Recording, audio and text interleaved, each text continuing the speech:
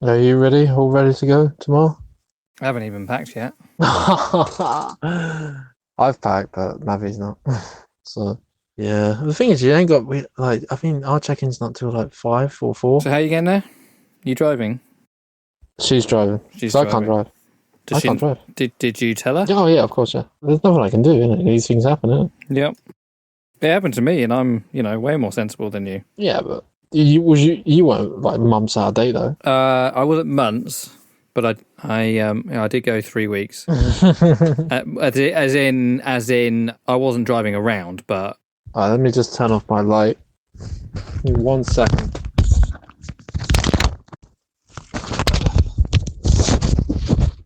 I didn't even check the audio setup.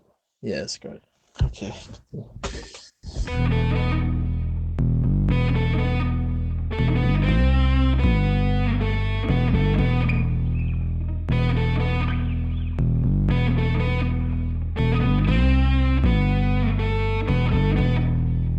Severance, the last 2 episodes we've watched. Episode, God knows what, 12, 11 and nine and 12? 10, 9 and 10. 9 and 10. So, episode 9 was quite straightforward. It was quite interesting in a way. You've got Dylan's outie. Dylan's wife has expressed or admitted to Dylan's outie that she actually kissed Dylan's innie, and there's some sort of like connection and feeling between them. And then Dylan out, he's kind of like shocked and he's like disgusted of the idea that she's basically cheated on him with himself, but his innie. And understandably, like she's like, I'm sorry, but he kind of reminds me of what you used to be before. And that's what we've been saying throughout this series of podcasts. That he's not. You can tell, like he might have had something at some point, but he's kind of lost his way a little, and he seems like a down and out kind of guy. Yeah, maybe like we said, like maybe because he's struggled to get a job, maybe something in the family, but yeah, he's just a bit of a sad and pathetic guy, really, outside of Lumen. Yeah. So then they have that altercation, but then the wife is like, "Okay, I need to go and see the innie," and then the innie, she basically tells the innie that I've told the outie of Dylan that we've got this sort of connection, and then he goes full on, "You're the love of my life," gets out the ring that he kind of made, tries to propose to her, but then she's having none of it. She's saying, "Look, I'm sorry, I just don't think this is gonna work. I'm really, really sorry," which is understandable because it's like she probably has feelings for him, but she kind of wants feelings for his outie. She wants feelings for the outie, but him to change in a way. So I think she's trying to do the right thing because she doesn't want to mislead the innie, and things will just get more complicated. So basically, he's like, "Marry me, no, don't go," and she just walks off. But then he also gets like so the innie Dylan gets a letter. Oh yeah, because he basically says resignation form. Yeah, but he basically gets because the innie he goes to Milchek saying, "Look, this is what I want to do. Yeah, I want to resign and I want to leave because there's nothing. What's going for me?" And he kind of expresses that to his wife, like, "All I've got is like paper clips. That's my life. Looking at paper clips and papers and just in the office. I don't really have being with you for the last few weeks has like been the most incredible thing." And you can understand why.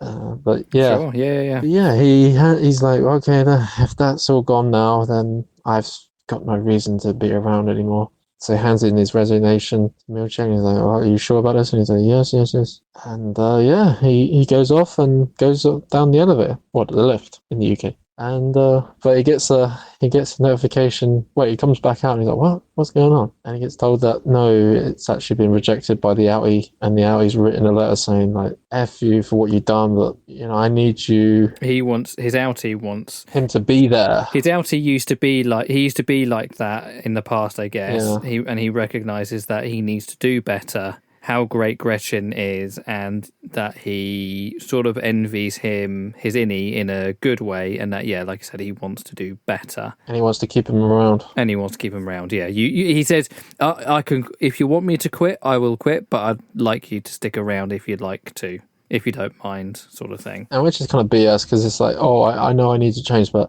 he kind of, like, that's just admitting, like, he just wants to go to work and do nothing. Well, I mean, this is the thing about Severance, though, isn't it? It's like he's not the one who's going to work and doing nothing. It's that he goes to work and the innie's doing all the work, and he just appears at the end of the day. So exactly, he needs to actually get a real job and not just be some guy that just. And that's the thing. I don't understand how the whole thing has been about the whole work-life balance, but there's no work-life balance if you only experience life. But actually, I suppose there's something in the last episode which kind of touches on the real reason Severance is not just about work-life balance, it's about other ththings. And that actually happened in episode 10. And we also see Irvin with, I forgot his name, Christopher Walken. I'm just going to say Christopher Walken. But I'm just going to do my Christopher Walken. Can I do my Christopher Walken impression? You can try. I can't really do it. I'm Christopher Walken. I talk like this. I'm a famous actor. That wasn't too bad. That was actually pretty good there, but and I would like to welcome Bert G to the podcast straight from the Severance floor. How would you describe your time? It's crazy. Over in O&D? Sorry? How would you describe your time in O&D?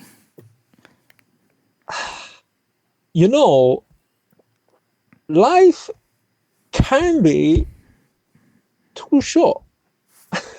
God, sorry. I'm really trying, but I can't. It's like you have to get certain actions in the words as well. It has to all like flow. Yeah. You say, it has to be like words in which he would use as well. It's like, and he has sometimes he kind of like has like a soft voice. He talks like he kind of whispers a lot, and then he will just raise his voice and talk like this for a while. But sometimes he he gets all very quiet. But anyway, yeah. So he asks his Ivan to take a drive, and they're discussing like if Bert was actually part of the company. Yeah, so his Severance worked in a different way. So it's like the Bert that we see at the moment would do all the driving, and then he would switch to a different consciousness, and that consciousness would do the assassination and maybe put the body back in the vehicle for someone else to deal with. I'm not sure, but it was like he was basically an assassin on behalf of Lumen, but they used the Severance trip to switch him out of, switch to different versions of him. So that's where in all the previous episodes we were seeing those like dark eyes, like, yes, because this guy does have a really dark history. Yeah. He looked quite threatening, and like he was just showing his face in the car. I was like, "I'm gonna kill you." And even in the car, like he just didn't. I used to kill people many years ago. All right, stop now. Anyway,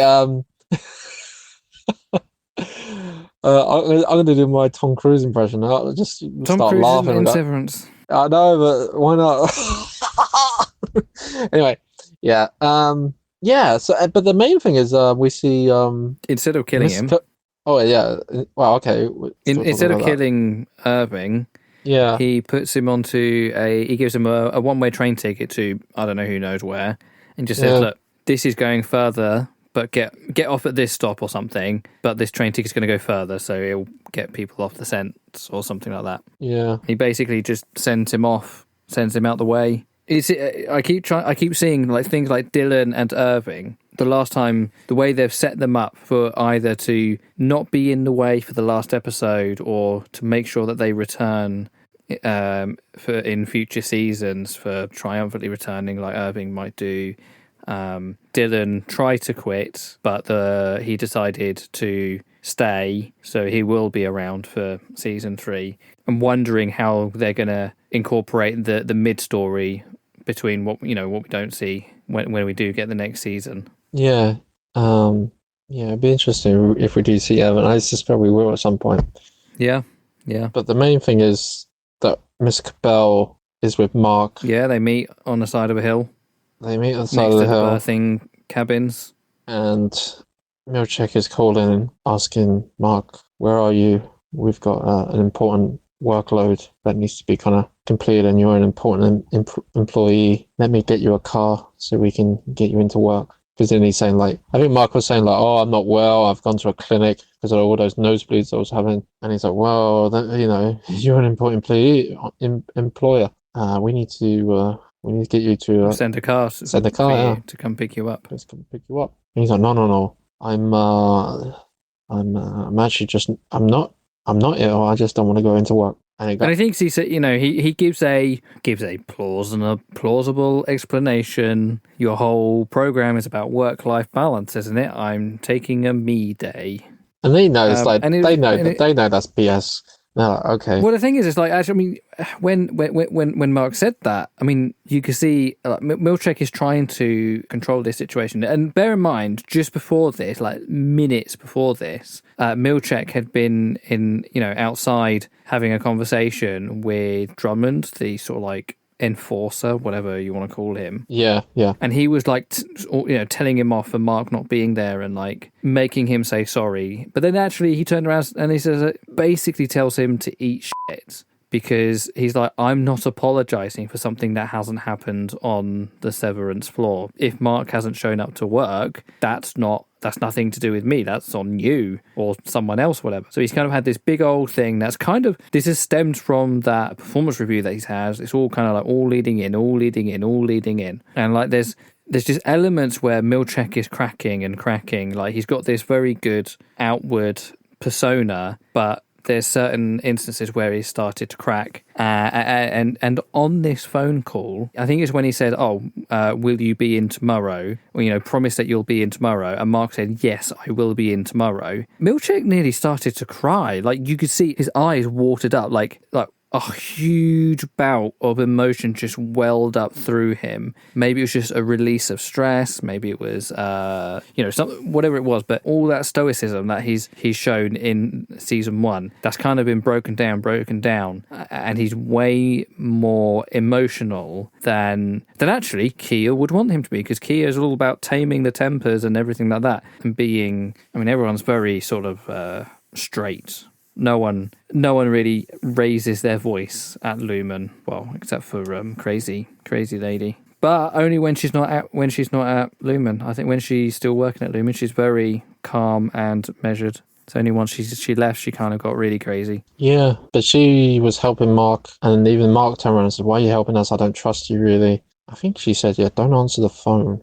But he kind of ignored her and answered it. Because it was Milchek ringing to ask where he was. No, he rang. Oh, did he? Okay.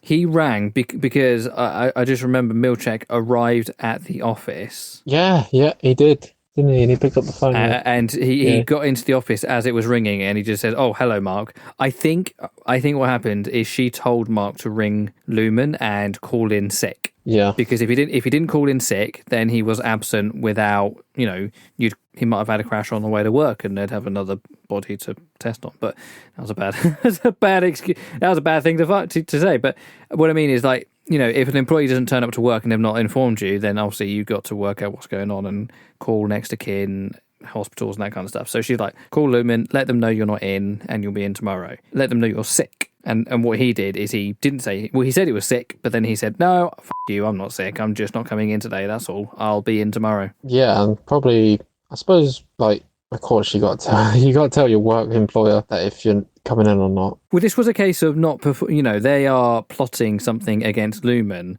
You don't want them to come and find you and catch you whilst you're, don't commit 2 crimes at once. If you're going to rob a bank, don't run a red light on the way to the bank. It's in the same sort of same sort of things. Like, let Lumen know you're okay and you're not coming in, and they're not going to come round to your house and try to find you, then see you're not there and maybe get suspicious and cotton on to what you're doing, and then that'll let them do all the planning that they need to without anyone seeing what's going on. Yeah, definitely. Yeah. I was just gonna like say it in a different way, I suppose. I was just gonna say like, if we didn't let work know that we were ill, then they would probably try to inquire and ring us or send an email or do something. But because we're at the stage, I don't think they send emails. or ring you then, try and ring you and find out what's going on. But that's like, they're going to send out a car and they're going to try and get an private investigator to find you or something.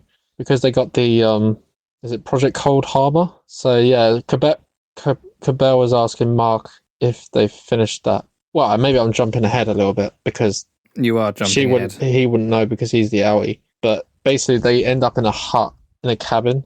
Where Mark awakens to a cabin. They use the baby birthing cabin from season 1 because it's got the Severance technology in it, so that they can switch between Mark's innie and outie. Yeah, so they can talk to him. And that was really cool. I really enjoyed that scene. Yeah. At first, they're like, "Hey, I've heard things about you, blah blah blah. I'm sorry, like how things have been going for the last 2 years." And yeah, because he's had that conversation, has he, with Miss Cabell and the Mark's sister regarding trying to rescue Gemma from the Severance, and he's basically like, "Oh, if I do that, there won't be a Severance left, so that means I'm gonna die. So why am I gonna do that? Why am I gonna sacrifice one individual for the whole Severance floor, which is like 3 or 4 people, or it could even be more in other departments." Well, it's everyone. It's O&D and the goat people. So yeah, he's got legit reason.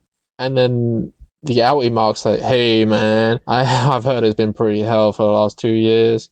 And then he's like, yeah, it's not great, but it's a life, and I like to keep my life, even if it's not great. I still want to exist." And then the outie's like, "Oh yeah, of course, man, don't worry, we're gonna, blah, blah." And then there's this like, because they keep going back and forth, and then there's like this distrust like starting to fall. Tensions rising. Yeah. He's like, "Well, you're saying these things, but how can I trust you?" And he's like, yeah, "You can trust me. You can trust me." He's like, I guarantee that after I've rescued Gemma, I'm gonna have the what's that surgery? The what's it called? Forgot the name now. Reintegration. Sorry. Yeah, I'm gonna have the reintegration after I've taken Gemma. So then we will be one. And then the innie's like, what does that mean? We'll be one. Then the outie's like, well, we're gonna be one. All of our memories will be into one person. But if you think about it, that would then make it like a third person in a way, wouldn't it? Because then you've got another person having the memories of the innie and the outie, but the consciousness has kind of been left because, in a way, yeah, and that's one of the questions that like he has sort of no one really knows the answer to. Outie Mark couldn't tell innie Mark, and innie Mark was like, "Well, you're just going to overpower me because I've got 2 years to your 30 or something. The ratio's not going to work." Yeah, it must be you. Legitimate concerns. But I really did enjoy that. I really enjoyed the back and forth, and it's like just the way it was shot as well. Like you could see half their face. I found that really, really good. I really did enjoy that scene. It was like the best scene of the whole show so far. Okay, fair enough. Back and forth, but I did. I thought, yeah, it was really good, like really well done. And then at one point, like I think one of them just gave up. It might have been like the innie. This outie's a lunatic. And then that Miss Cabell is like, okay, I'll talk to the innie and trying to convince him. And I can't remember if she does convince me. Somehow they end up from the cabin back into the Severance. Well, what he says is the next thing I should see when I go through the door is the elevator, not this cabin. Because he says if Mark walks back through that door and I'm here in the cabin, I think he threatened to hurt Devon. I think that's what he said. Or do something really drastic anyway. So he said, take me to the severed floor. That's where I want to be next. And that was after talking to Cabell for the final time. And I think she basically just said, look, either way, you're f***ed. Like, do what Mark says, and yeah, you might reintegrate, he might not reintegrate. Either way, you're not going to be the main person there. But Cold Harbour, once Cold Harbour is finished, you're no longer needed with Lumen. So they'll either kill Mark entirely, get rid of him, or they'll send Outie Mark home, they'll fire him, and then Innie Mark will no longer exist either. So either way, it doesn't really matter. That day is the final day, and by the sounds of things, I think it was expected that Mark S would not be allowed to go home until Cold Harbour was completed. So if it took him an hour to do it, or 20 hours, he wasn't leaving until it was finished. So when he arrived back at Lumen, what did he see? Wow, I think maybe you're jumping in, but he not complete the Cold Harbour file itself, because I'm not jumping ahead. You fucking hell, mate. You're jumping between 9 and 10 like nothing. Oh, am I? Right, so yes, you are. Oh, sorry. And that's fine. That's fine. We're talking about 2 episodes. But I thought that was the next scene for Mark. Sorry. Was that not the next scene? Right. He arrives at Lumen. He walks through the lift. Mm-hmm. He walks through the elevator doors. And what does he see? Big old painting of him. Oh, yeah. Sorry. And all the people, everyone who's helped him get to where he is now. Yeah. Including people who've got nothing to do with Lumen, like Rickon's on there, Devon's on there. There's some people from in the very first episode of the very first season when he goes to Devon and Rickon's non-food dinner party. Do you remember that scene? Yes. Those people are in this picture, this painting, for some reason. Innie Mark has no idea who these people are. The goat person's there, OND is there, Cabell's there, everyone's there.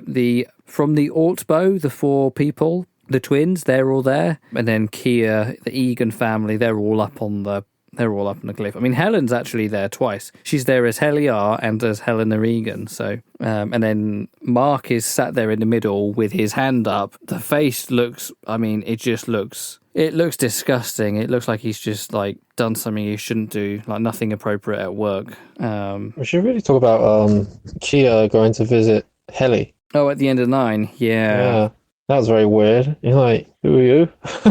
I'm Kia. And I don't know. That was just such a weird scene. He's like, what are you doing here? It was, but also at the same time, because it's like, what's going to happen to Helly? Because basically, Helena Egan is such a powerfully pathetic human, and he does not care for her at all. And he admits as much to Helly R. And I think, like, my suspicion is potentially that he would rather Helly be the outie version, and Helena can, well, I don't know, she can just stay unalive for all he cares. So, like, maybe he'll put a Glasgow, he'll put the Glasgow block or whatever, whichever way around it needs to be, and she'll come and join him as an Egan, not as an Innie, because he said that he saw, like, the fire inside Helly R, he wishes was inside Helena, but it isn't there. And he admitted to having lots of other children with lots of other women, but he hasn't found someone who's got the fire of Kia, I think is what he said, or the spirit of Kia. Yeah, he did, yeah. But he's found it within Helly R, even though she's literally ready to stab him at this point. She should have. She should have tried to kill him. I'm surprised she didn't. But she was walking in a funny way as well, wasn't she? She was walking around. Well, she picked that pen up, hadn't she? She was kind of about to, but she was just walking funny in my. I was like, why is she walking a bit weird? She's not walking funny. She's got a stance on like she's about to stab someone. Like that's how you look when you're about to stab someone. Oh, okay. I'm sorry. You never seen someone sneak up on someone about to stab them? You've got to kind of put your body, you have to use the leg behind you to kind of help push your arm in and everything. Not that I'm an expert at stabbing, but I mean, I recognised it as I don't know, a posture to get ready to stabbing. I mean, it's not that. I don't know, man. I didn't think it was that complicated. Have you got something to admit? I've stabbed people, yes. Oh, okay. With pens. Standard junior school activity, innit? No, stab someone in the hand? No, I've never done that. No, I think it is. I think you'll find it's more common than you think. Anyway, Mark. Yeah, let's say, so Mark is back doing Cold Harbour. Helly is watching. Yes. Dylan is on the severed floor, but he's kind of just milling around. He's got his letter. He gets his letter. He's got his letter. From the That's happening at this point. Yeah. Saying you're an asshole, but I love you. Please don't go. And they get to the severed floor. So they get to MDR. Sorry, Kia's there. Like that. Hello, I've got a letter for you, Mark. Taskmaster style. I can't remember what was on the letter. What was on the letter? Was it like, this is a heroic day. We're waiting anxiously for you to complete Cold Harbor. Yeah, I would guess so. They were quite anxious about getting that complete. And then he does get it complete, and then it goes completely bonkers. It goes completely off the rails. Yep, right. So he does complete it. He and Helly are talking about everything. They tell each other what happened. So Helly tells Mark that James came down, and Mark tells Helly what happened to him. He's he knows everything that's going on now. He knows who Gemma and Casey are, and then they decide. She tells him that he just needs to do it. Like, she tells him, like, go rescue Miss Casey and do the thing, because she says I'm an Egan. I'm never going to be able to escape this thing. It's impossible for me. Are we missing we're missing something which Miss Campbell said? Yeah. She said that all of the numbers. So what? She confirmed that those numbers are recreating Gemma's consciousnesses. Yes. So each of those files is a new conscious for Gemma. And he's like, I've done 24 of those. I was like, oh. Yeah. And there was 25 in total. Nothing has been confirmed. So, like, when we were talking about Bert earlier, where I think Bert has had at least 2 consciousnesses. He's had one as the assassin and one as... Well, as Bert from O&D. O&D, yeah. I was like, he's got the same bloody name. How do I refer to him? Who's creating those? And the numbers that the other guys are doing, are they consciousnesses for other random people, or are they just fillers so that Mark doesn't feel like he's the only one doing the real work? But yeah, so that's what those numbers mean. But they're talking about, Mark and Helly are talking about everything, and they decide to finish it up. And something really important that I think we should mention is, because this is happening at the same time as Dylan and him getting his letter, Milchek gives him the letter and he fucking legs it out that room. So there's many points. Well, he's running with his suit. He's running with a suit. Well, he's trying to get his suit on. Yeah. Well, there's many points in this episode where Jen and I had to pause it because we were like, it's a surprisingly funny show, and we were like laughing our asses off. And we were like, why is he running out? Does he think Dylan's going to bite him again because of what's in the letter? But anyway, as it turned out, he was running because he did not want to miss that 100% completion rate. Exactly, yeah. Because he had a very important job. Yeah. And that job was to jump in at 2 seconds later than his entrance light was. Because he had some off strange game show performance routine to do at 100% routine. Yeah, he became like a host. He did. He was doing like a roast. And then we meet a new department, the C&M. The band. Costume. Yeah, the costume and something. Well, I thought it funny because he was like, before that, he was giving like jokes and he was introducing people and he's like, and Kia was talking, the robot. Yeah. And then he was like talking back. And then he said something funny. And then it was like, it didn't seem like the robot voice. It actually seemed like Kia itself was responding. Well, this is the thing. Like, so what was going on here? Because it's like Kia was actually responding to him. It didn't seem like pre-recorded lines. It felt like maybe someone was typing the lines. Maybe this is Kia, whose consciousness has been saved onto a computer, and they're going to download it onto a consciousness once the technology is ready in season 3. I don't know. So yeah, definitely felt like he was talking to Kia, and there was some pre-planned jokes with all that canned laughter, and then Kia kept telling Milchek about his big long words, and then that's when Milchek retorts about him being 5 inches taller than he actually is in real life. Seth. Yeah, he didn't like that. No. And then yes, a big ass marching band comes in, and it's Dance Party season 2.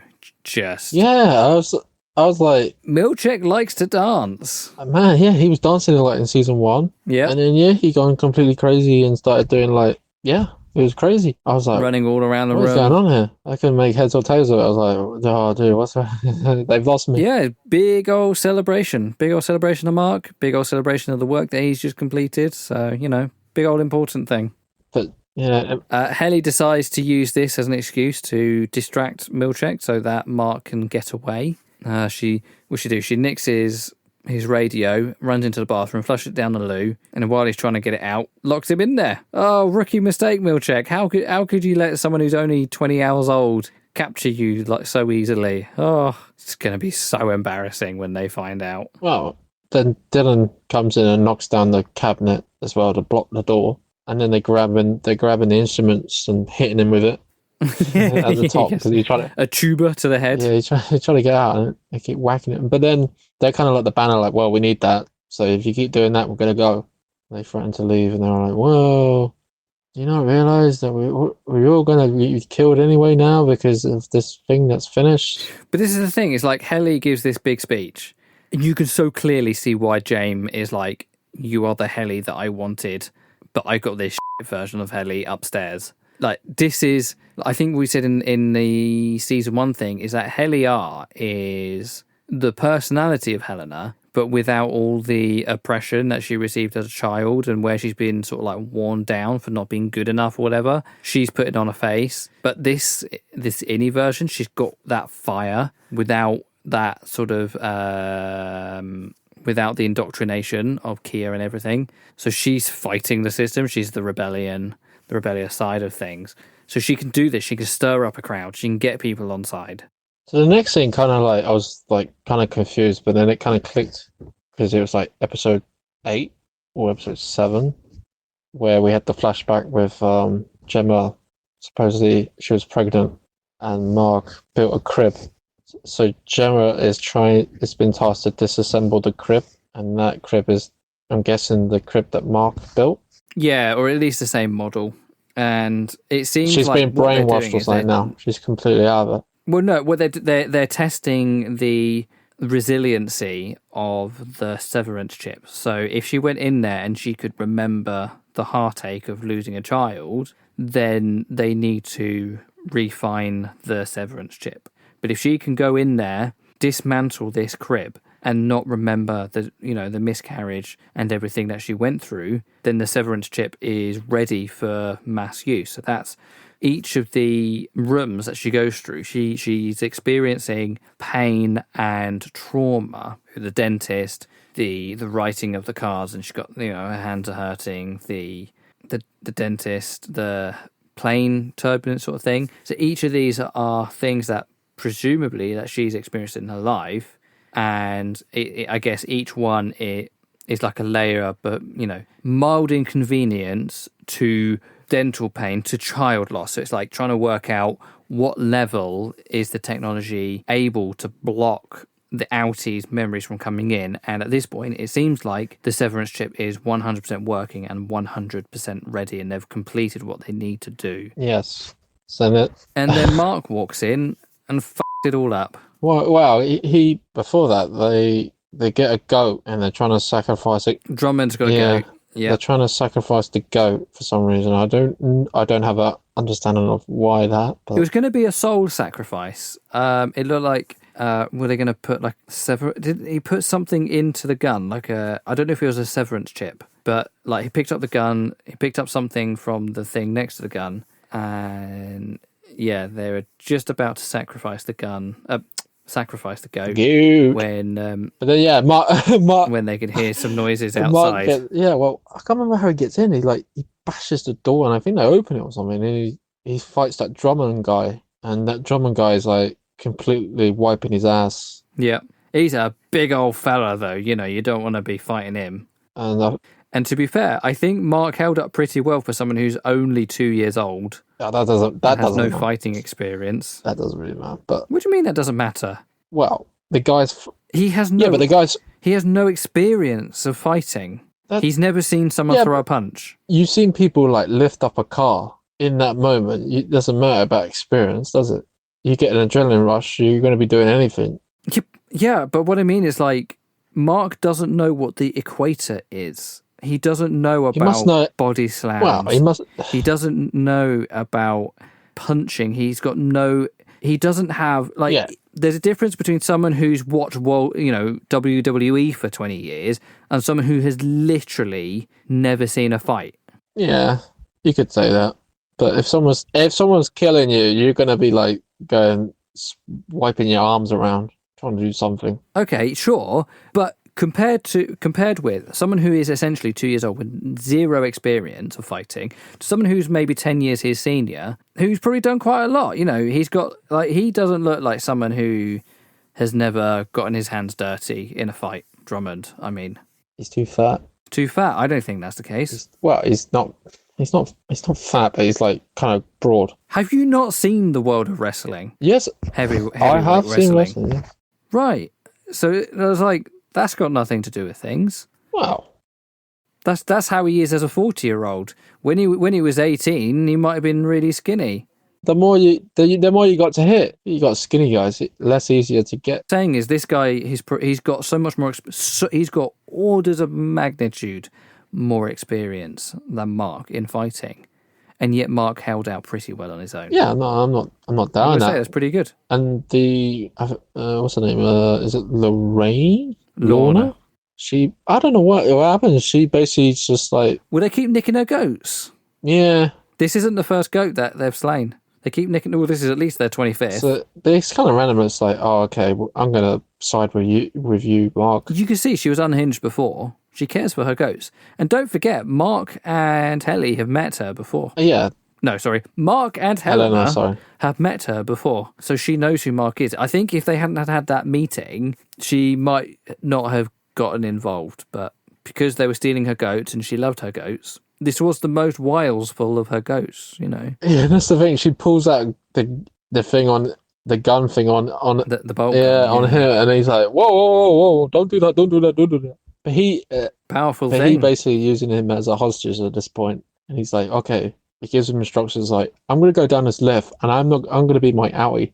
You need to tell my outie where I need to go to get Miss Casey. And then, he goes down the lift, and then he accidentally shoots him with the thing, or does something. Yeah, well, basically, as he transitions from innie to outie, the trigger gets pulled, and it gets, like, shoved into his neck or his chest or something, and he's just like... Yeah.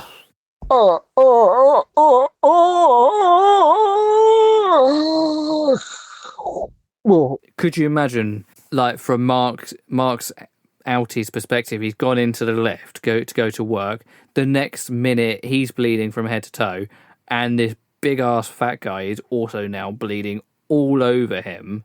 Yeah, I would have been like basically dying. I would have been like, if I was Drummond, I'd been like, oh god, they're after us. We need to get out of here. You need to take me to the medical, like make up some crazy lie. They're like, I'm on your side. You need to go down here quickly. Miss Casey's down, Gemma's down here, and then just lie, and then take him to her room, and it's just like, aha, bang, like security, like machine things happen, or forces, or God knows what. And because of that reason, I think that the way that it played out, that's the only way it could have legitimately have played out. Because I had the same sort of thing. I was like, as he goes into the outie mark, Drummond's going to take the opportunity and overpower him, but he wasn't able to. He wasn't given a second to do that. And yeah, I don't think they even discussed that. Like, I can't remember if they said like, oh, once you get down there, you're going to be like, you need to find Gemma. Yeah, they discussed that, but they didn't. Well, they weren't gonna like take a hostage or anything like that. So I don't know why he tried to take her hostage. They didn't discuss that they were going to kill anyone. That was never gonna work. I don't know why he decided to do that. He needed Drummond. His badge wouldn't let him through the door. Yes, so that's true. Mark needed Drummond to get him through for access, for security access. Needed some of his blood, and also check his blood. Also, he like. Well, no, you're ahead of yourself. Am I? Any Mark, his badge wouldn't let him get into the elevator. That's how Drummond heard him, and then they left the room and went out. Because of the whole fight, and he had the gun, he had overpowered Drummond. He had to take Drummond with him. He had no choice. He couldn't leave Drummond with Lorna because eventually he would probably kill her again. So he had to take him with him, and then he went downstairs. And actually, yes, because of all the blood, again... Outie Mark was able to use Drummond's authorization, his access, to get into the room with Gemma. So it's like, it's not a case of he wanted to take a hostage. He just had no choice. Yeah, that's true. Innie Mark had no choice. Outie Mark just woke up with this hostage. I mean, all he could do. Big ass dead body now is kind of just in the way.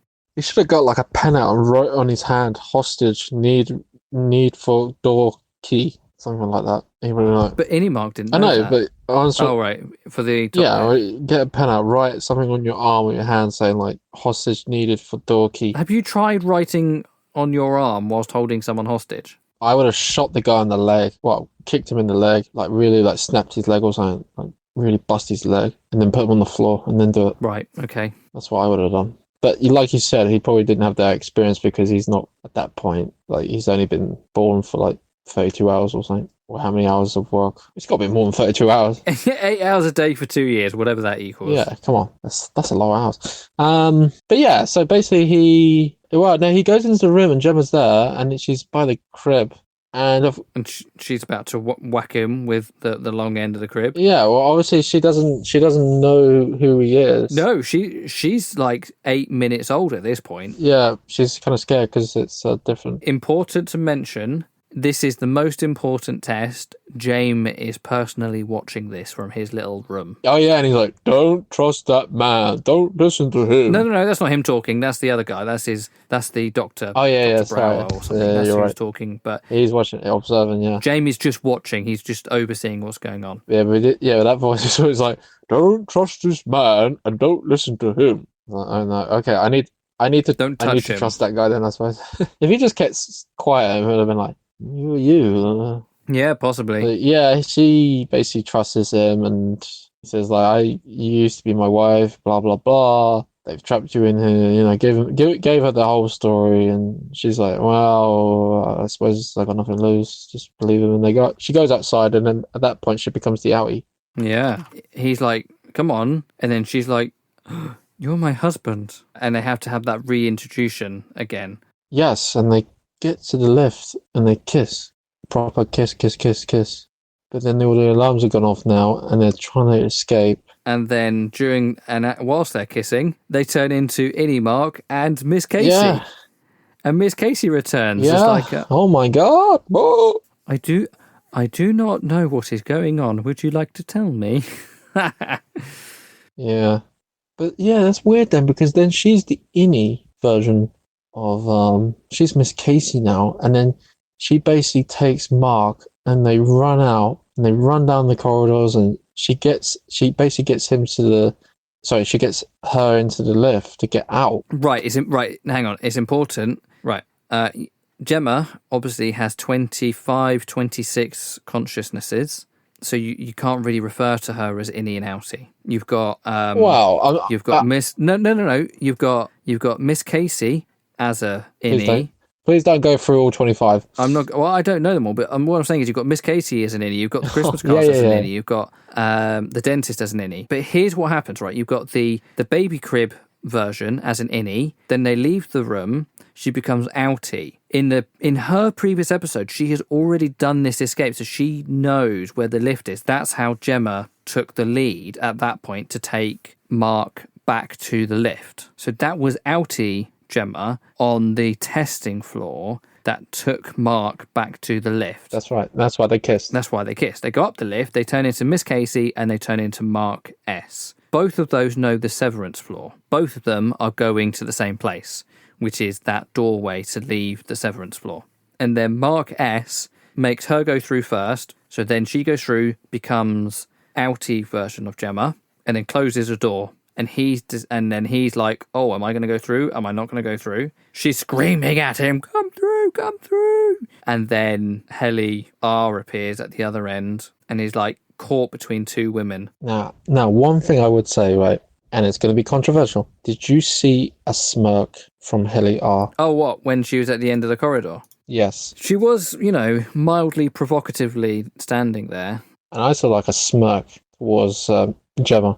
Yeah, I mean, the thing is, obviously, this is Mark S, Innie Mark, who has a thing for Helly R. Yeah, but she said earlier to Mark, you go, because I'm always going to be stuck in this situation because my outie is basically the door of Lumen.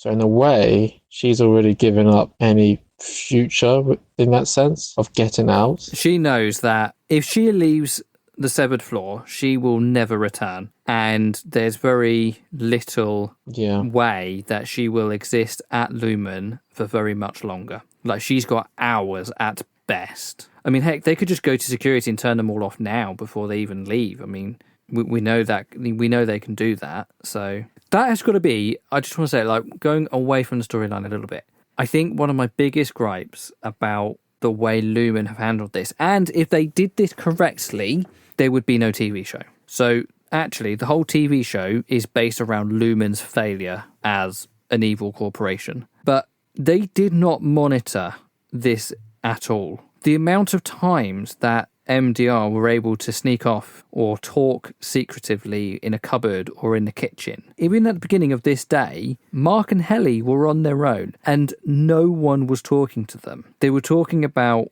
all this stuff, like if James and Drummond could hear the things that they were talking to each other about at that desk, they would have intervened and been like, right, no, you two are going to be separated until you finished your work. This whole thing was never going to work because Lumen just don't have a handle on what is going on at the severed floor. I mean, it's one of the reasons why they let go of Miss Cabell, but ultimately they just haven't done a very good job of making sure they know what's going on. They got these cameras. They've even got microphones. We know that because they filmed Irving being like, let's burn this place to the ground. But yet they still weren't able to foresee what was going to happen. They should have seen this coming and they should have had better safeguards and more security and more people watching what was going on. Like, this should never have happened the way it did if Lumen were a good evil corporation. If they were good at what they did, I mean. Does that make sense? But then there would be no TV program. There would be no TV program, yes, I know. But, like, is the TV series about Mark S. leaving Severance, or is this about Lumen just being really shit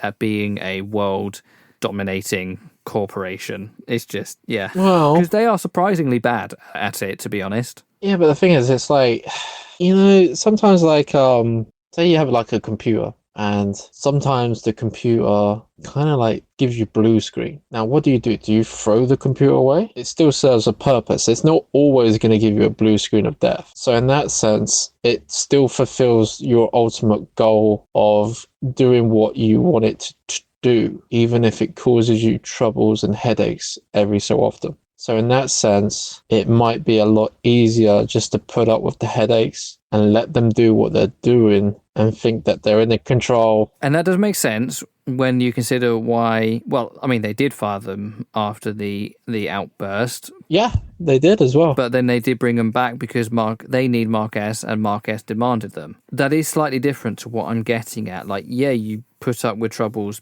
minor inconveniences. But everything that has happened since Helly R joined the team has put the whole project in jeopardy. And if they had more cameras that were being actively monitored with microphones to listen in to what the innies were talking about, then Lumen would have heard and seen the uprising and they would have squashed it before it even happened. Lumen should not have let any of this happen. They shouldn't have let the overtime contingency happen. It shouldn't have been a possibility. The security floor shouldn't have been accessible. To the innies, it should have been up on the main floor or down on the testing floor. It should have been somewhere else. It shouldn't have been one door and one access card away. I think you're right in terms of, like, it all started going south when Helly R joined. Yeah. If Helly had never joined, then because like Mark at that point was actually becoming like a supervisor. He was running, and he was the one that provided the like instructions to Helly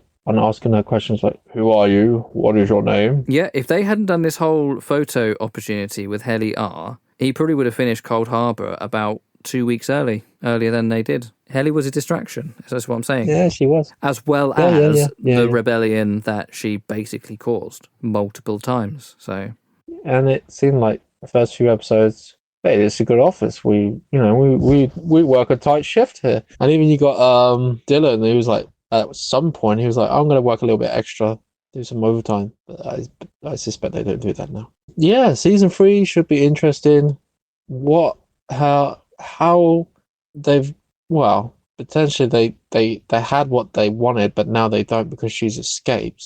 But what's the point of keeping the Innie's around? Are they going to say, well, we can't find her, but maybe you can start making one again, but then that's going to take a few years again? It is interesting, actually, because they don't necessarily need Gemma anymore at this point, because they've already got the answer that they need to about whether the Severance chip works or not. So it's a bit stupid as well from Lumen. They've smuggled Gemma. Then they get an application request from Mark. They should have just said, no, that's going to be like, I think the emotional connection between the two of them was a necessity. Oh, okay. Because they're testing the limits of the Severance chip. He applied to the program. They didn't seek him out, if I remember correctly. He applied because... That may be true, but maybe they subtly suggested, they set things in motion that he would see Severance as a viable alternative. Maybe they dropped some flyers. I don't know. Like maybe they... Wow, Miss Cabell was next door. Well, that's not where they lived at the time. That's company provided housing. He lived somewhere else with Gemma at the time. But yeah, there's also the insinuation that Miss Cabell might be something. I suppose I don't want to say in case it spoils something for you. She's a demon or something. Yeah. No.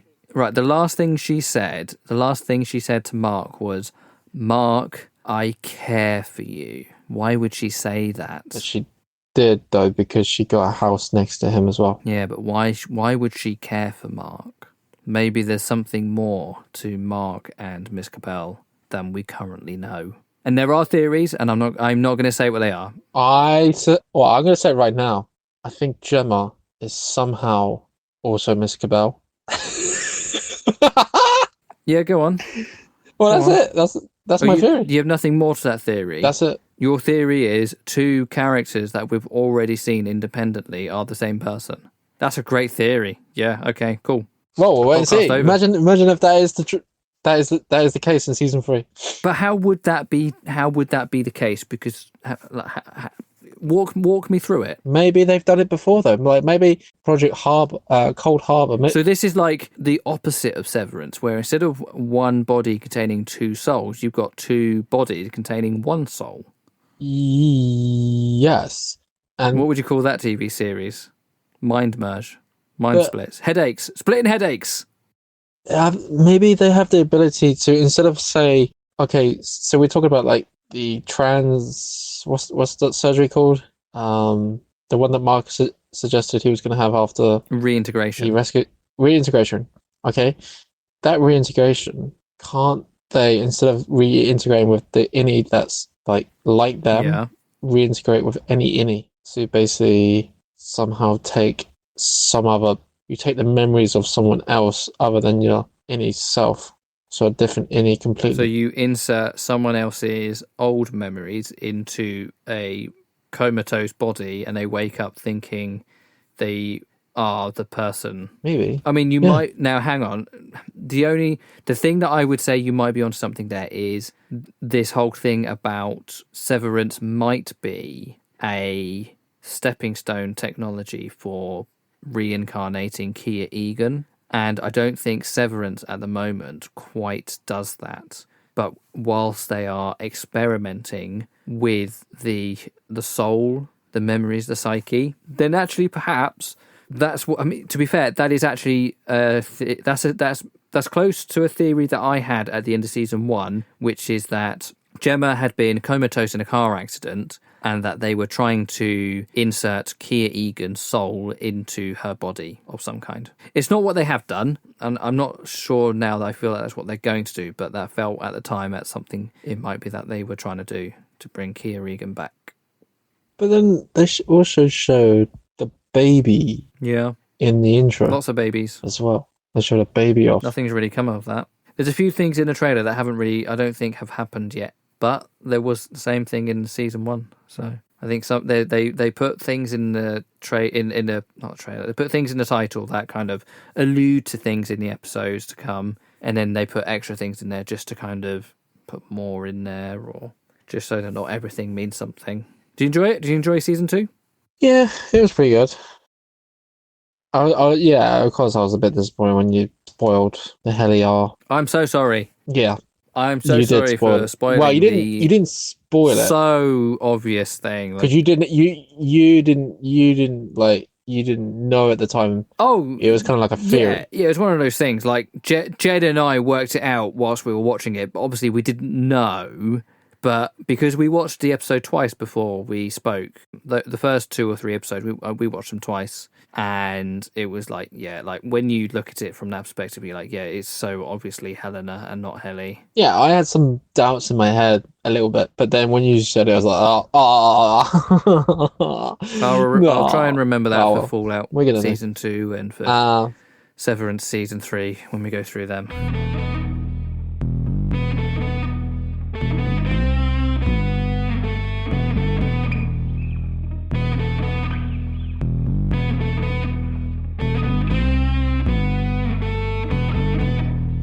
you know, learning the piano, Yeah, yeah. and How's that going? yeah.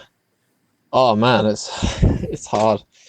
Yeah. Like I can imagine, like she's like the crochet, and it's like something, and I'm like, even Crotchet I'm and a minim. minim, yeah. I'm struggling. I'm like, oh god. She's like, okay, which hand do you have to use, left or right? And she's gotten it. She's getting. And how many beats is there in a crochet? And she's like, 4. And she's like, no, that's wrong. It's 2.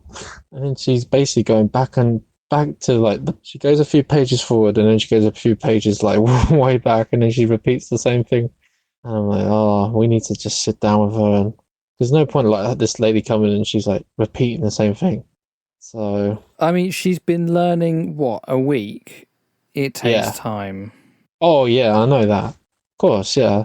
But I think it would definitely help if we actually sat down for like an hour or two, like, practice. There's no point like doing one hour a week. Oh, no, she needs to be practicing, like, I don't say every day, but at a certain point she needs to be practicing on her own every day. Mm. But the problem is if you don't understand... Exactly. So that's why I'm thinking like now's the time to get in for myself.